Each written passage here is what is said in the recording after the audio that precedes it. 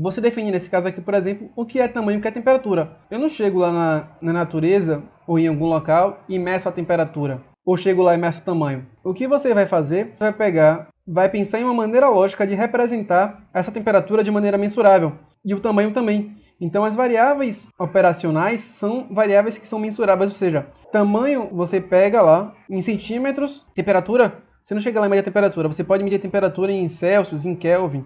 Então você pode escolher uma medida de temperatura e utilizar um método específico mensurável para fazer esse cálculo. Então, variável teórica, você só pensa nas variáveis como você organizou na sua hipótese. As variáveis operacionais são variáveis que são mensuráveis, que você vai coletar diretamente. Então aqui é a medida centímetros, aqui é Celsius, e você vai utilizar uma coisa para representar o tamanho, que seria a altura. Agora, digamos que você operacionalizou. Você tem temperatura em graus Celsius, achando que conforme aumenta a temperatura, a variável operacional, que representa a variável teórica, a temperatura, está aumentando a altura, que representaria o tamanho. Então, conforme aumenta a temperatura, está aumentando o tamanho. Quando você tem um monte de x assim, você está verificando a relação linear e um efeito. Se você, por exemplo, fizesse um teste estatístico aqui, você ia achar um P significante, que eu vou falar mais no tópico 3, e um R quadrado, que seria o quanto esses dados aqui são explicados pela reta, que o máximo é 1, você achou 0,95, então é ótimo. E o valor de P quanto menor, melhor. E aqui o valor de R quanto mais próximo do melhor. Então nesse trabalho aqui você achou um resultado super relevante. Porém, você pode ter um erro chamado erro do tipo 3.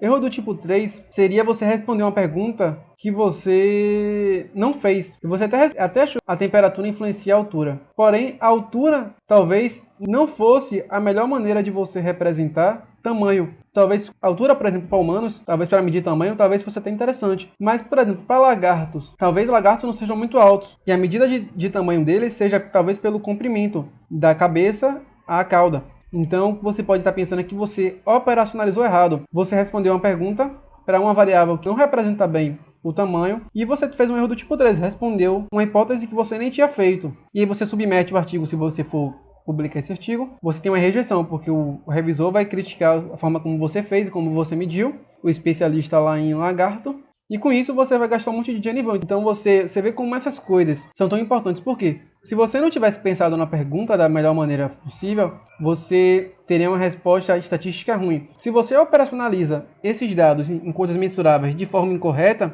você também pode até utilizar um teste estatístico correto, que aqui seria uma regressão linear. Você até utilizou o teste correto, que seria a regressão. Você até calculou tudo direitinho, o valor de P, o valor de R, comunicou bem. Porém, você cometeu um erro grave aqui, que seria operacionalizar errado. Então, qual é a conclusão que eu tenho? O teste correto para a variável operacionalizada de forma errada não adianta de nada. Não adianta você fazer um teste bom se você não tiver planejado o seu trabalho bem. E estatística não salva trabalhos mal planejados. Por isso que é importante pensar nesse processo enquanto você faz o trabalho. Então a forma correta aqui, para meu mundo imaginário aqui, temperatura influencia no comprimento. Então você operacionalizou corretamente, e agora que você operacionalizou corretamente, se você obtiver aqueles mesmos resultados da outra vez, você vai ter uma conclusão lógica, vai ter um trabalho publicável, vai conseguir um ótimo rendimento na sua iniciação científica, no seu mestrado, na atividade estatística que você estiver utilizando.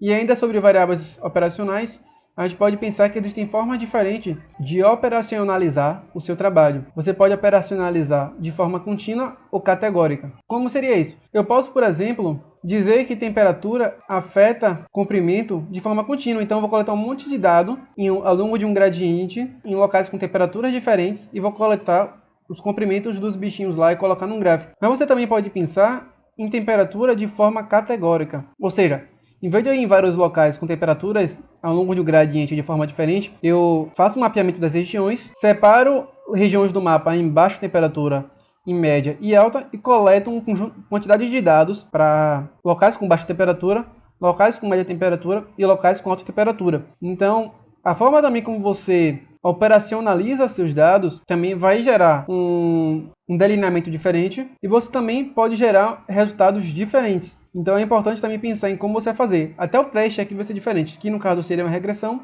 e aqui seria a nova. E aí você teria 9 pontos aqui ao longo do gradiente, aqui você tem 3 pontos concentrados em 3 locais com níveis diferentes. E aqui, por exemplo, se coletou um ponto aqui em 20, um comprimento de um bicho, de um lagarto, em 20 graus, depois você coletou um em 23, depois coletou um em 25, depois coletou um em 35, um em 40 e assim sucessivamente. Aqui não, você separou um local que vai de 20 a 30 graus, que você considera como baixa. Então, regiões que tem de 20 a 30, independente de um local ter 20 e o outro ter 30, irei considerado baixo, independente do padrão que foi encontrado, ele vai ser colocado um em cima do outro aqui, com base no resultado. E aqui não, aqui você poderia ter um indivíduo com comprimento 20, e no 30 você teria outro resultado aqui. Já aqui não, aqui você teria o mesmo resultado que no 30 e 20, em cima do chamado nível do fator, que seria esse eixo X, na parte baixa, um ponto em cima do outro ponto. E aqui você separou categorias, por exemplo, de 20 a 30 você colocou baixa, de média seria de 31 a 40, e acima de 41 você considera a temperatura como alta.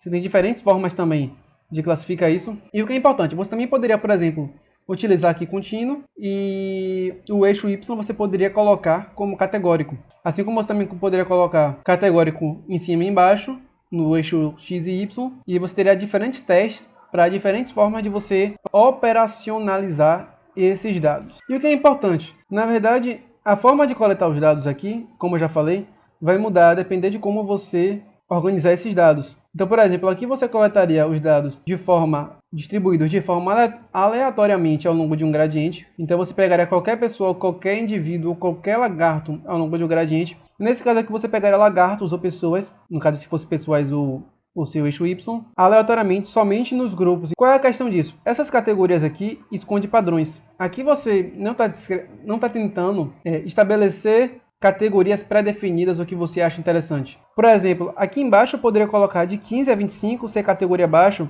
de 25 a 35 categoria média e alta de 36 para cima. Então você poderia categorizar de maneira diferente, de forma como você acha que deve ser categorizado. E se você pegar amplitudes diferentes, por exemplo, o valor mínimo e máximo daquela categoria de temperatura para coletar nesse local, você vai achar resultados diferentes, já que as categorias elas mudaram. E essas categorias elas são geralmente categorias arbitrárias, até porque eu poderia, por exemplo, separar aqui em baixo e em alto apenas, esquecer o médio, e aumentar as amplitudes aqui. Eu poderia colocar baixa, média, média alta e alta, ou eu poderia fazer categorias de forma diferente. Então essas categorias elas escondem padrões, além de ser escolhas arbitrárias. Uma exceção para isso é quando você tem muitos dados. Então, quando a pessoa tem muitos dados, talvez seja interessante ela categorizar, porque você vai ficar com uma nuvem de pontos muito grandes aqui distribuída ao longo do gradiente e você não vai conseguir enxergar nenhum padrão. Então a ideia que é interessante quando você coloca em categorias é quando você tem muito dado, você utiliza um teste para capturar apenas a essência daqueles dados, para saber os locais onde tem mais pontos, nessa nuvem de pontos. E também quando você só tem indivíduos em locais extremos, então, por exemplo, quando só tem indivíduos em locais com temperaturas menos de 20 graus e outros com mais de 35 graus, automaticamente seria separado em categorias.